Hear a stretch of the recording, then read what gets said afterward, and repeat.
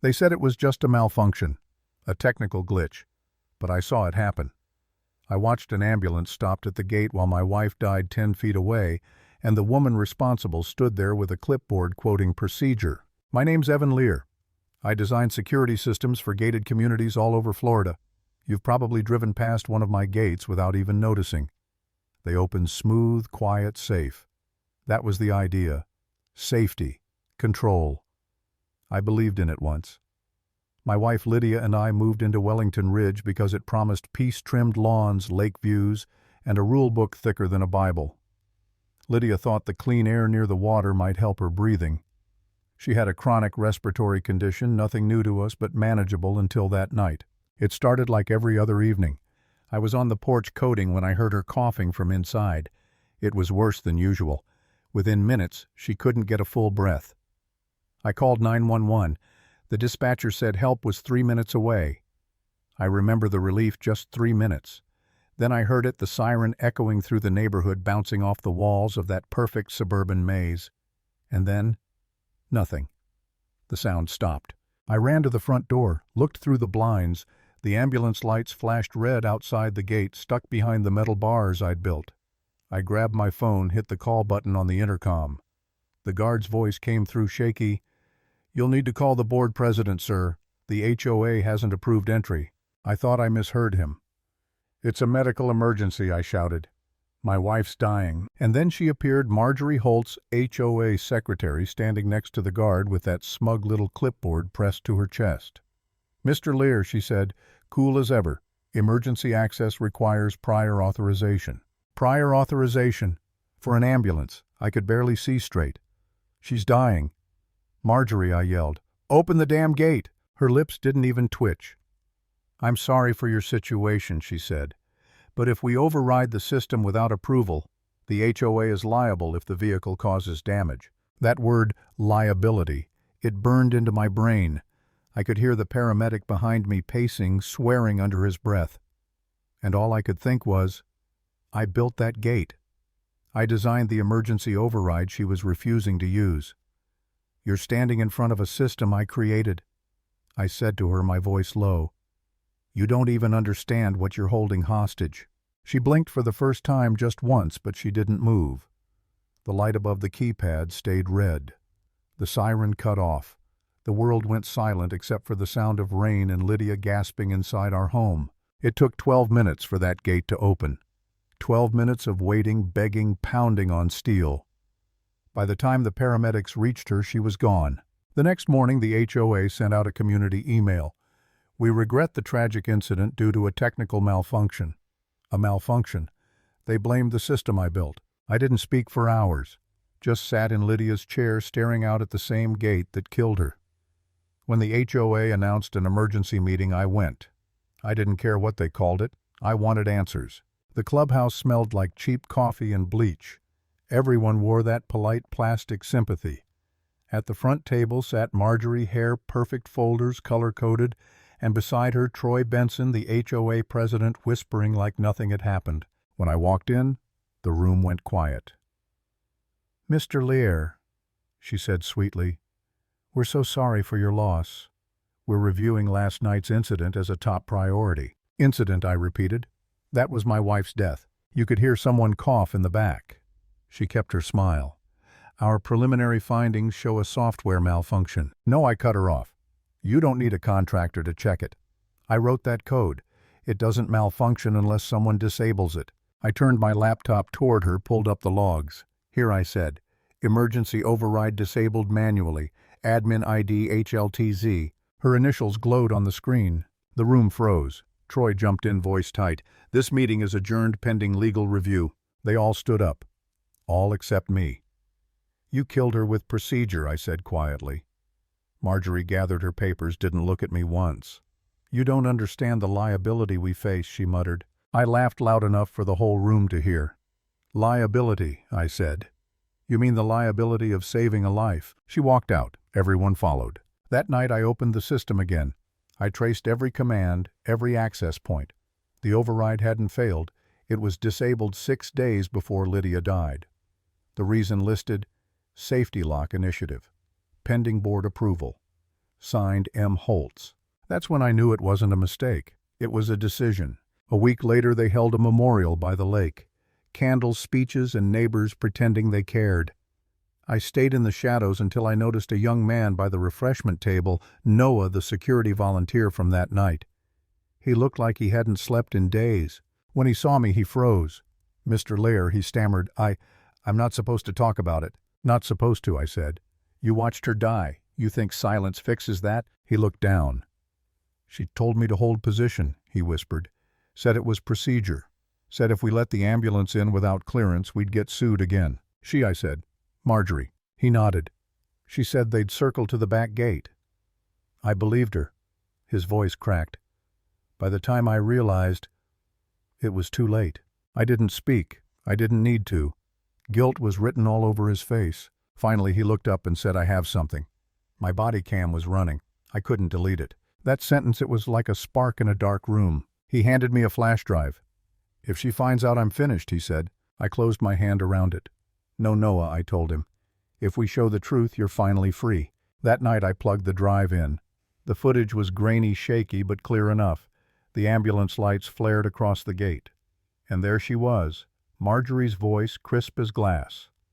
"Hold position until further notice. Liability protocol applies."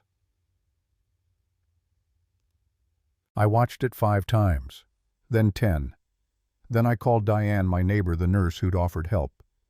The next morning we met at her clinic. She introduced me to a county inspector named Laura Jenks, no-nonsense, sharp eyes, tired from years of dealing with bureaucracy. "I need this verified," I told her.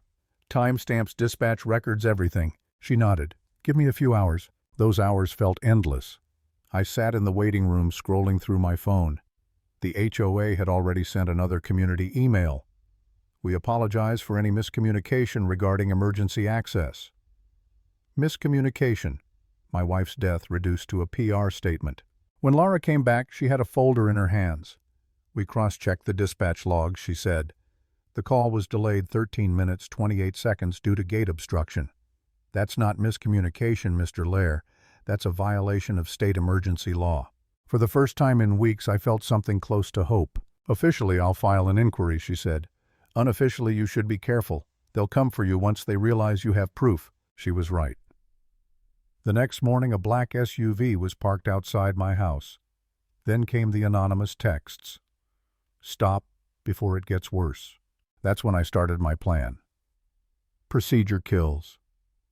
A folder on my desktop filled with logs, footage, and emails. Every lie they told, every signature, every second Lydia spent waiting behind that gate. But I'll admit something, around that time I almost quit. The weight of it all hit me. The lawyers, the threats, the whispers that I was unstable. One night I sat in Lydia's empty chair staring at her oxygen tank still by the window. And I asked myself, what's the point? She's gone. They'll twist the truth anyway. Maybe I really should just move away. Then I remembered her voice, gentle but firm, the last time we argued about me working too much. She said, "You build gates to keep people safe, not to trap them." That line hit me like a punch. I couldn't walk away, not when the system I built had killed her. So I turned grief into fuel. I reached out to an old contact at Channel 6, a journalist named Reed Taylor. I told him everything. Sent him the footage, the logs, the county report. He called back the same night. "Evan," he said, "this is big. We can air it, but it has to be airtight. You ready for that?" "Ready," I said. "I've been ready since the gate closed." We worked for days, verifying every second of footage. When it was done, Reed asked, "You want it pre-recorded or live?" "Live," I said. "No edits, no spin. Live means truth." Sunday night, 7 p.m. The studio lights burned hot, cameras pointed at me.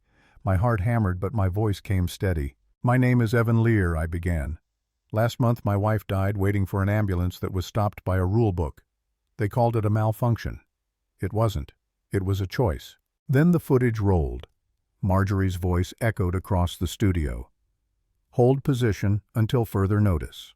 Within minutes the internet caught fire. Hatter access denied. Justice for Lydia. HOA exposed. Thousands of comments, outrage, disbelief, empathy. People sharing their own stories about HOA abuse. And then, as if scripted by fate, Marjorie herself showed up at the studio with her lawyers. She demanded a live rebuttal. We gave her one. She sat across from me under the same lights. Perfect posture, pearls glinting, papers shaking in her hands. Her lawyer began with a rehearsed line. Our client maintains there was no deliberate obstruction. I slid a document across the table, the county's verification report. Every timestamp matches, I said. You didn't just delay them. You ordered it. Marjorie's composure cracked. That's out of context, she snapped. I was following procedure. I leaned forward, eyes locked on hers. Procedure didn't kill her, Marjorie. You did. The studio went silent. The footage played again, her voice replayed for millions to hear. When the lights cut, her lawyer was pale. Reed whispered, "They'll never recover from this." He was right. By morning, Wellington Ridge was swarmed with reporters. The county launched a formal investigation. The headline read, HOA blocks ambulance, state opens inquiry. The HOA called an emergency town meeting to address community concerns. Cameras lined the walls. Residents filled every chair. Marjorie sat at the center, eyes hollow, microphone trembling. She started her speech with, "I want to express my deepest sympathy." "No," I interrupted from the back. "You've expressed enough. Let's show them the truth." The crowd erupted, chanting for the footage. The inspector nodded. The lights dimmed. The screen flickered to life. The gate, the flashing lights, Marjorie's voice. When it ended, no one clapped. No one spoke. Until a woman near the front stood and said, "You told us this was for safety. You lied to all of us." Marjorie's mask finally broke. "You think I wanted this?" she yelled. "I was protecting this community from chaos." "Chaos didn't kill my wife," I said. "Compliance did." The inspector stepped forward, calm but firm. "Effective immediately, this board is suspended pending county review." The room exploded, cheers, tears, disbelief. Marjorie just sat there staring at the table as everything she controlled crumbled around her. Outside, for the first time, the gates of Wellington Ridge stood wide open. No guards, no clipboards, just an empty road leading back to the world. I walked past the clubhouse, past the cameras and reporters shouting questions. Someone had taped a piece of cardboard over the old HOA sign. In black marker it read, "Lydia's Gate." I stopped and looked at it, the wind rustling the edges. It wasn't official, but it was real, honest, human. Later I got a letter from Marjorie, a handwritten apology. She said she thought she was protecting the community but ended up protecting herself. She said she'd live with it forever. I didn't respond. Some things don't deserve a reply. That night I sat on my porch watching the open gate in the distance. The air felt lighter. For the first time I could breathe. And maybe that's the point. Maybe justice isn't about punishment. It's about opening the gates they tried so hard to keep shut. Because when rules become more important than lives, it's not a community anymore. It's a cage.